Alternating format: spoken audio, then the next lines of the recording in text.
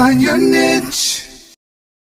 Hello everyone, Christopher Dillard here again with another edition of the Niche Finder. In fact, number 14 as we go into the month of February. We're so excited to be interviewing this great woman in our community, Representative Chandra Dillard, right here in Greenville County. How appropriate as we enter Black History Month that we have an opportunity to talk to this great leader. We're going to find out who it was that was her greatest influence in life, and why it is that she chose a life of service, and also what is her greatest hope for our young people. Chandra Dillard is going to talk about it right here in this edition of the Niche Finder. Watch this.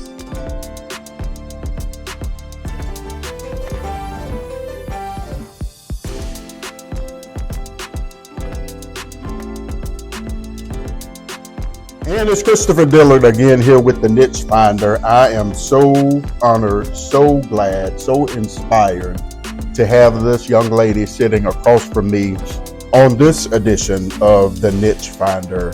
Just so grateful for this time and opportunity to talk to this young lady. And many of you already, I'm sure as you see her face, you probably have already recognized her. She is Representative Chandra Dillard. She started her public service in 1999 as a member of the Greenville City Council representing District Number 3, making her the first woman to serve that district. After a distinguished service record of 9 years on the City Council, Councilman Dillard ran for and was elected to South Carolina House of Representatives in 2008, representing the State House District 23. In the House, she serves as the House Ways and Means Committee. She serves on that committee.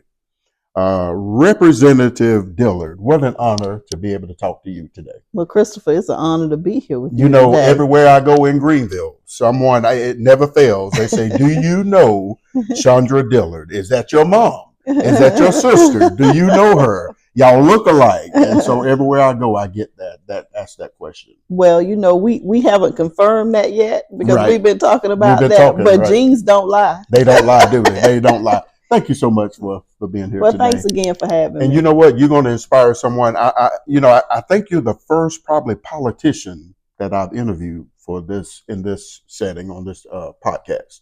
Really? I think you're the first one. I don't think I've ever had a. Well, I think I'll take that back. Representative Jones. I see. That's exactly right. My seatmate. See, he was my former pastor, so I forget that he's a representative now.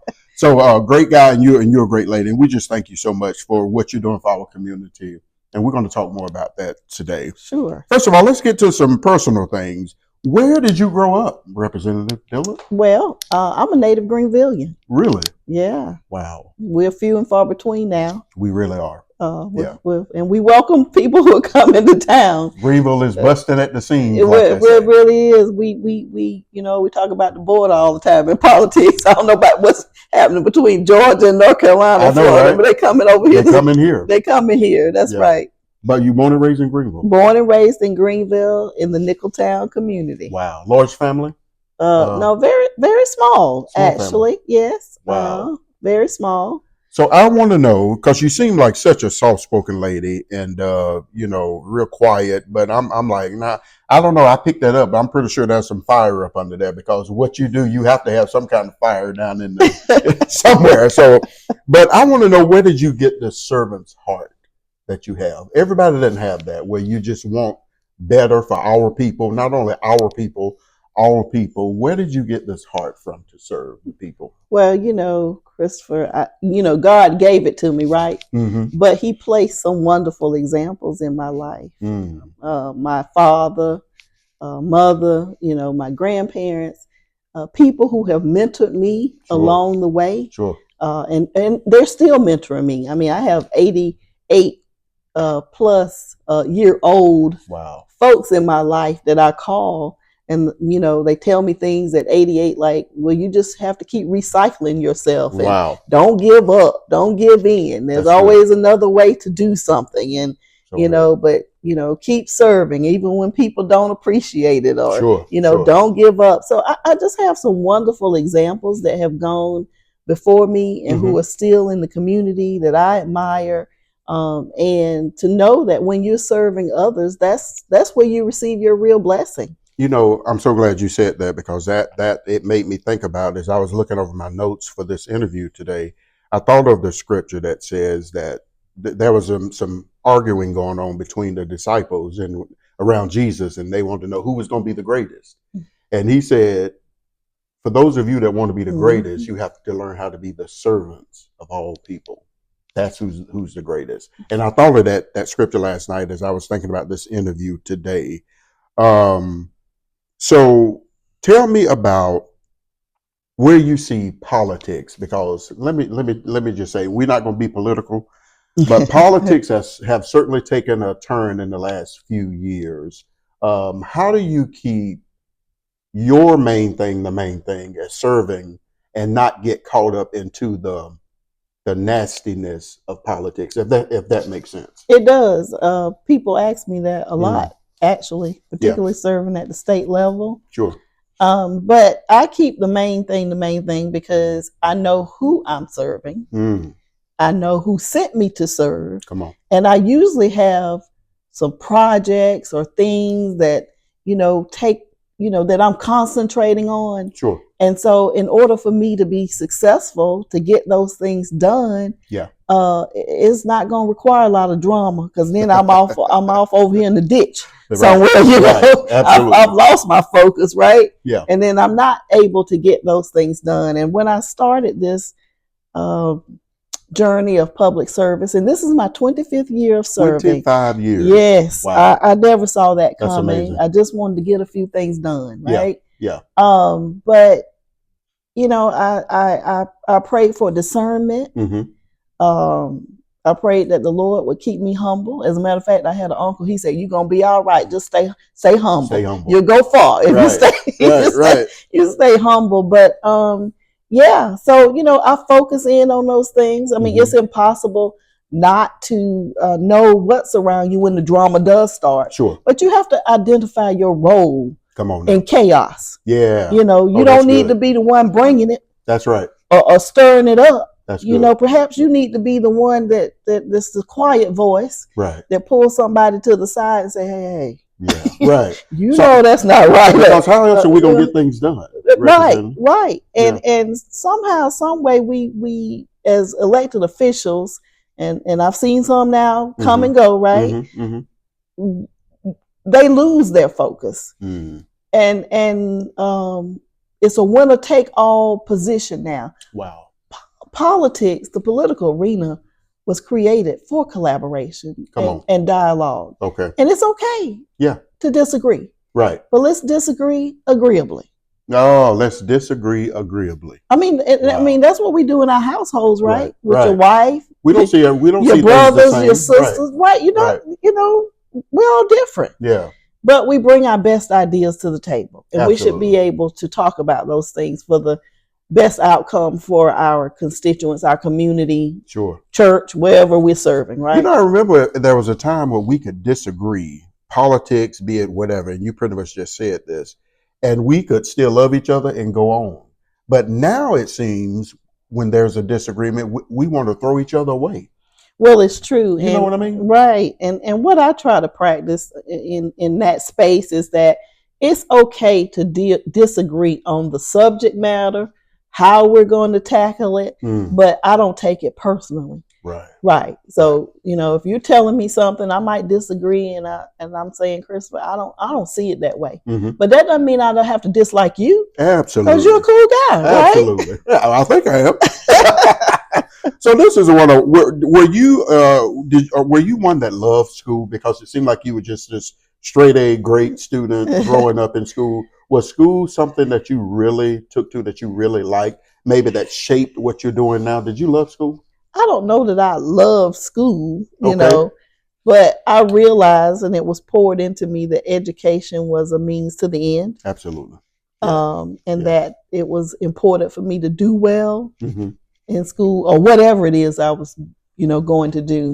My grandfather always told me, he said, Chandra, it's important to, do the best you can, and put a little competitive spirit into me too. He said, if you can't be number one, be number two. If you can't be number two, be in the top 10. See? And so I worked toward that. But so that kind of gave me the drive to work in excellence. And so whatever I try to do it in excellence and make my ancestors proud, make my community proud.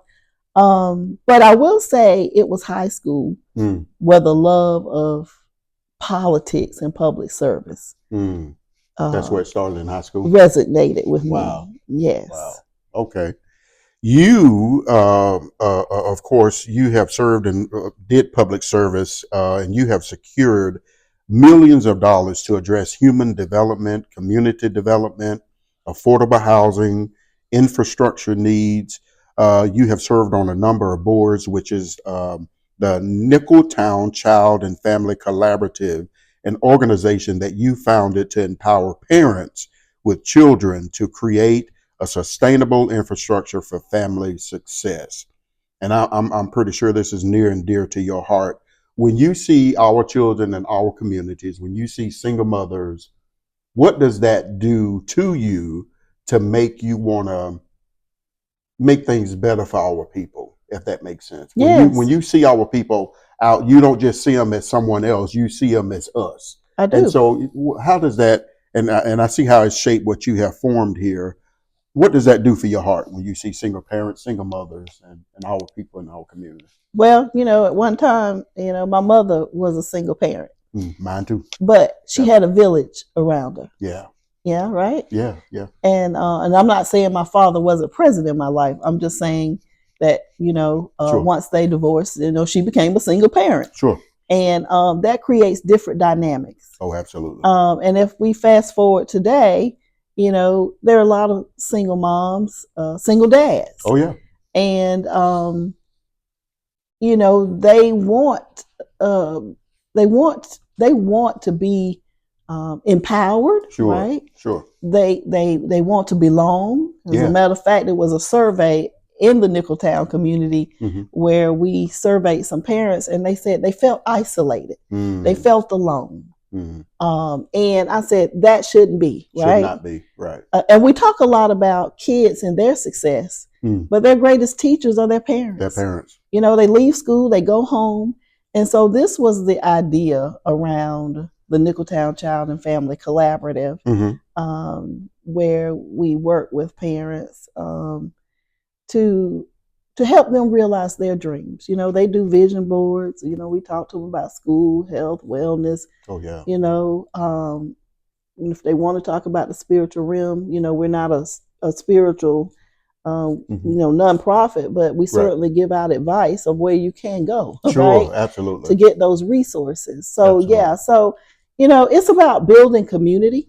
For the first 10 years or so of my public service, I concentrated on the redevelopment, the physical redevelopment of our community's housing, infrastructure, and all of that. Well, the people have to be whole too. Oh, come on. That's good. Yeah. So yeah. It's not about buildings and sidewalks, and those things are important, right? Right. And we ask for those things in our communities because we expect our tax dollars to deliver that. But we must also build up the human asset. Absolutely. And I really believe that. Because what difference does it make to put someone in a community and not really change what's inside of them? In other words, people need to, I guess, feel better on the inside to be able to receive better, if that makes sense. Yes. And it's something about, because I grew up in the projects, a representative, and I remember telling my mom, and I'll never forget this, I always talk about this. I told my mom, I said, we're not supposed to be here. We're in the projects. We're not supposed to be here. And she thought I was being uppity, thought I was being big, well, who do you think you are? But what I realized was, in order for me to see better or hope for better, I had to see better. Right. And it sounds like what you're doing here is you're helping people to realize that they can have better in life, and you're helping them with a step up. Absolutely. Absolutely. It's not a handout. It's a hand up, and, let us walk alongside you, right? Beside you. Right. to have family success. And sometimes we need help. We do. Sometimes we need help. I don't know anybody who doesn't need help. We need help. Yeah. Yeah. Yeah. Yeah. And it's something about when we make it, when we arrive, and I mean me, when I say we, talking about African Americans, it's important that we don't just say, well, I made it, I'm good, and we don't worry about others. It's important to pay forward your blessings. Come on. And when you know someone, when you know something and you've been through something, come on, share that so that somebody else might not have to go through that. Right. Right. Right. That's called maturity and wisdom. Right. Oh, that's good. Right. Yeah. So pass it along. And that's the kind of heart I was talking about, the servant's heart that you have, where you want to reach back and help those. So I think I know this because I've talked to you a little bit in meeting you and meeting you a few months ago at an event or a meeting going on in the community. Who is the most influential person you think in your life? Who has so shaped your life to, if it had not been for this person, I probably would not be sitting here today. Who is that person? Do you know? Oh, wow. Well, big question. Yeah. But I can say the Honorable Xanthi Norris. Wow. Yeah. Gotcha. She knew me before I was born because she taught my parents at Sterling High School. Oh, my goodness. So she said, I know where you come from. I know what should be inside of you, right? Just like her, yeah. Yeah. And then she became part of my high school guidance counselor team when I was at Greenville High School. Wow. And she saw me on student council all those 4 years. And she decided my rising senior year, still a junior, that she was going to plan out my whole summer. And part of that was to get me into Girls State. Okay. To explore that political side. And I guess I didn't see it then, but that's kind of where my love of public service and serving well was created. Sure. Right. And then she sent me to State College. The same summer now. I left Girls State and I went to State College and was able to get some college credits, but she was testing my decision that I wanted to attend Winthrop. She said, well, you need to go to a HBCU. Just to see if that's, where you might be happy. So I came back. She said, what do you think? I said, I still want to go to Winthrop. Nothing wrong with State. Right. I was just, choosing what a fit that I thought that I would flourish in. And then, fast forward, then, we belong to the same sorority. So I watched her work in the community and the sorority. When she decided to run for county council, I campaigned with her. Wow. Going door to door, and I began to see our community differently. You had an example right there in front of you. Yeah, and then we worked together after she won, and then I decided to run. She was supportive and, gave me great advice about running and, always be graceful. Absolutely. Always be a lady, she said. And, whatever comes, don't worry about the opposition. And to me, she wasn't really talking about a physical opposition, and that can be that when you're campaigning. But when you're in the public realm and when you're in public service, there is always something that's opposite. Come on now. Yeah. A force. Sure. That might not be for you, might not, hurdles that are sometimes put in your way toward the greater vision. Yeah. Right? So, you can't allow that to drag you down. Let me ask you this, Representative, when you said that, do you think sometimes the greatest force and opposition can sometimes be ourselves? It can be. Sometimes we can not really believe in ourselves. Maybe we come up on something that may be too great and we don't think that we have what it takes to. Do you think it can sometimes be ourselves? Well, I think it can be ourselves. Sometimes we're scared about that thing. Yeah. Sometimes we doubt our ability to rise to the occasion. Oh, come on now. Sometimes, the people who are in our life might not be supportive. Yeah. But, you have to persevere. Absolutely. And if God gave you a vision for it, he'll make provision for it. Well, come on, Reverend. We're gonna change the representative to Reverend. No, that was so good. Let me ask you this: what do you think you would have done had it not been for service? Any other aspirations that you had that you wanted to do? Yeah, okay. Absolutely. I thought I wanted to be a lawyer at one time. I was trying to pursue that. Okay. I remember being in the 6th grade. I said I wanted to be a graphic artist. Now I don't know how I knew what I was creative. Okay. I was creative. And I inherited that gene from my dad. You draw? I did. Wow. Yeah, I had art. And then I dabbled in music. I come from a musical family. Yes, you do. Yeah. Yeah. So yeah. I thought I wanted to do something there. And, it's just been here and there things. But I will say always, even with the lawyer idea, it was about justice, fairness. Come on. And there are other ways to impart that. Yeah. And I think I found my niche. You found your niche in service. In service. I love it. I love it, Representative. We started this podcast a few months ago, and God knows how much I love preaching. And so I always thought my thing would just be, I would be a pastor and serve in that capacity, and that would be it. And then it seems he spoke this thing, and it's like, what? So, and circumstances happen where career changes happened and some things happened in my life where I was really able to do this and launch this thing. And I'm like, well, I guess God is really serious about me doing this because I just kind of stepped out in faith, fearful, terrified, and just believed this is what he wanted me to do as an avenue to help people. And, I will say it's not perfect, but it's getting there. Yeah, and so it is another avenue to serve. That's right. Representative. And so I'm grateful for this. So I wanted to ask, how is it someone who is out there, have no hope, don't know who they are, don't have a vision for their life?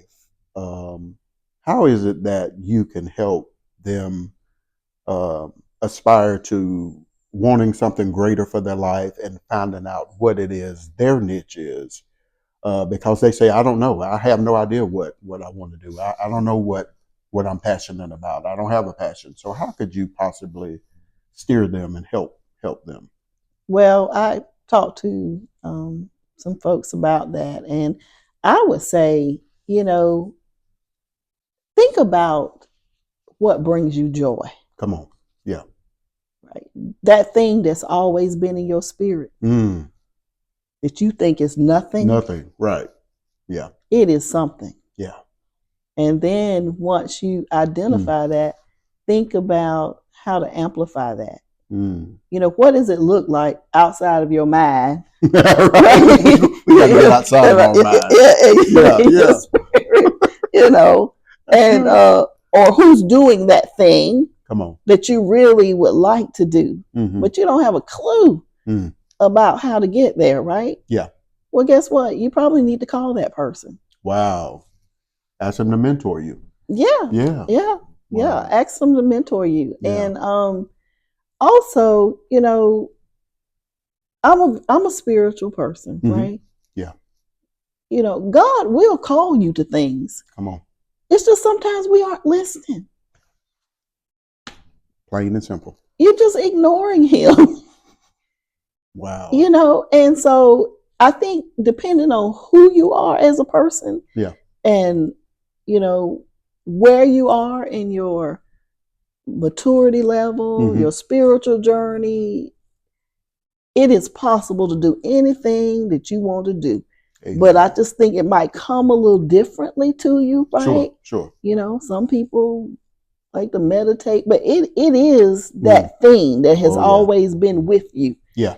And you just thought, oh, I like this, or I don't, I know what I want to do, but I just don't know how to get there. God would place people in your life. Why do we overlook the natural thing, seem like quiet, we think thing? Why do we overlook what is in us, what we feel like, oh, I'm just good at that, but I don't think that's what I want to do career. I don't think that's what God wants me to do. But you love it. That's what you're passionate about. Why do we overlook that thing that's in us? Well, I think that sometimes we overlook it because we are trying to survive. Okay. Gotcha. Right? Yeah. And for the most part, I mean, food, clothing, shelter is number one in our lives, right? That's number one. Absolutely. And if we can't see how that thing contributes to our financial I felt a success, chill go up my spine, Representative. We might discount that. Absolutely. But guess what? Blessings come in many forms. Wow. I tell people I'm not in the political arena to make money. Now, some of my colleagues do. They figured out how to leverage that. But I'm a servant leader, and so that's not my goal to leverage what I do to benefit me. I'm serving for others. Right. And I'm not saying that's right or wrong, but I'm saying it can happen. And even I tell people, no, this is kind of part ministry for me. If I want to make some money at this, I need to be in DC. Okay. I need to, whatever. But you still have to live too. You still have to, right. So I'm fortunate enough to have a job here at Furman University. That allows me to the flexibility. Sure. And you have to do that too. I walk with people through this. I'm like, why do you think you can't do that? What is your job now? How is it going to maybe change, or you need to pivot? Yeah. Because this is my second job since I started 25 years ago. Oh, okay. Right. Okay. Second job. Yeah, this is just, since I've been serving. Right. Yeah, I started out in corporate America. Okay. Yes, ma'am. Yeah, and so I had to pivot. That's a good word. And find an organization that was passionate enough about the community like I was. Yeah. And that would allow me to be in it. So even in this capacity, even at Furman University, you're still able to serve. Right, but I'm the director of community relations. So I had to find a job where my civic hat, or my passion, my ministry for the community married my professional job, or at least complementary. Gotcha. So, people, if it's that thing that's inside you, there's always a way. Always a way. Oh, wow. Yeah, there's always a way. You just need to sit down with somebody and to shape that path forward. Sometimes we make it harder than it is. I think I know me especially. Let me speak about me. I overthink a whole lot. I have done it most of my life because I am a family man. I am a husband. I am a father. And only thing that I thought I needed to do was work and provide. How dare I think about a dream or a passion? It's like you just said. We think about the food, clothes, shelter. So of course, I'm thinking about being responsible. It's my responsibility to be a man and work and take care of my family, my wife and kids. And so I never thought that I could even dream about what it is I was passionate about and doing it full time, because I thought I just have to work and take care of my family. And so, and like I said, circumstances happened where I was able to now get in this space to do this. And it's like, oh Lord, I'm actually doing this. Don't mean I'm making really any money yet doing it, but I'm doing it. Right. And so I'm looking like, Lord, when is the money gonna come? But it's something about what you just said. You can do what you want to do. We can do what we want to do. There's no reason why we can't do it. Right. And doing that thing that brings you joy, that you feel like you've been called to do, really enhances the other parts of your life. Oh, amen. Oh, I love that. I love that. It enhances the other parts of your life when we step out and do what we're called to do. Wow. What time? I told you time goes quick, Representative. Thank you so much. Thank you for helping. And I know that you have actually really helped someone. And we just appreciate you so much. Would you say, as we wrap this up, Representative, that you really have found your life's calling? I really have. Your life's calling. That's a big thing. Some people don't know. They're like, my life's calling. What is that? But do you really feel like you are in it? I do. I don't know. I can't think of what else I'd be doing. Wow. And it is always very telling to me when people look at, some people will say every now and then, people will say, you're living out your calling, or you're the real deal. Authenticity is important too. Oh, absolutely. Come on now. And so my other prayer when I started this work and I was running, I said, Lord, I want people to see you in me as I do this work. And so every now and then, might be every 2-3 years, I get somebody that will confirm that for me. Oh, that's good. And it's usually when I need to hear it. Okay. Yeah. Why are you still doing this? Sometimes, you get weary. Sure. Along the way. Sure. But invariably, someone will call and need my help, and I can pave a way for them. And so you get up in the morning and you, I'm not, like you said, we all have bad days, but you get up in the morning and you really feel like, oh Lord, I'm so blessed. I am doing what I believe I'm called to do. Is that your... Yeah. Is that what you feel when you rise in the morning? I do. I don't have any reservations or hesitations about what I'm doing. I think my challenge some days come, well, Lord, when would it be over? What else is there to do? Come on. Yeah. Where else would you have me serve? Sure. Right. Will you enlarge my territory? Oh, come on now, Representative. Is that for me? Yeah. Or not? Or not. Right. So that's kind of where I am in my head and spirit right now. But change is inevitable. Sure. Right. Sure. There's seasons of life that but as long as, and it's about transition. I told you about those 88-year-olds that I have in my life. They haven't stopped serving. But maybe they don't do the things they used to do, right? Right. So I'm trying to be prayerful and mindful of that. And maybe some other directions that the Lord will lead me into. Gotcha.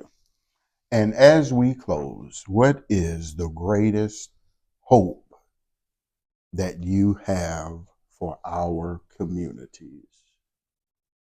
And we would say, of course, speaking of Black, brown communities, not that we don't want the best for everybody, but God gave us this skin color for a reason. So we love our people. We love our communities. What is the greatest hope that you have for our communities? One of my greatest hopes is that we would learn to live in unity and know the strength of unity. Come on. And to support each other's gifts. Oh, I love that. And abilities to make our communities great. Yeah. Because everyone comes with a gift. That's right. I believe that. And if we work together, and that's kind of hard to do. It is. But I pray for unity and peace. And then if we can collaborate together, walk together in a common vision, that has really been my hope for a long time. And it is possible. Sure. And I've been in that space on a micro level when I get into my neighborhoods and work with my neighborhood presidents and the people who work with them and live there. But I'm talking about a greater vision. Come on now. As a people. Yeah. If we put aside pettiness, what is it that we really want? How do we want to show up in Greenville? How do we want to show up in this state as African Americans? Wow. Just give me one thing. One thing. And then we all work on that. That is my hope. Wow, that's good. You just put it right there on the pinpoint of right down the pin. You just brought it home. What do we want? How do we want to be represented? How do we want to be in our community as a people and do our part and show up? Because when you show up, we got to show up unified. Right. How can you do anything if you're not unified? Exactly. Wow. Thank you so much. Well, this has been great. I have learned so much. I think you need to get your license, as in preaching. I know We're gonna have to talk to your pastor. But this has been great. Thank you so much for this great opportunity. Well, thank you. And we appreciate you. All right. As I always say, ladies and gentlemen, that is a wrap.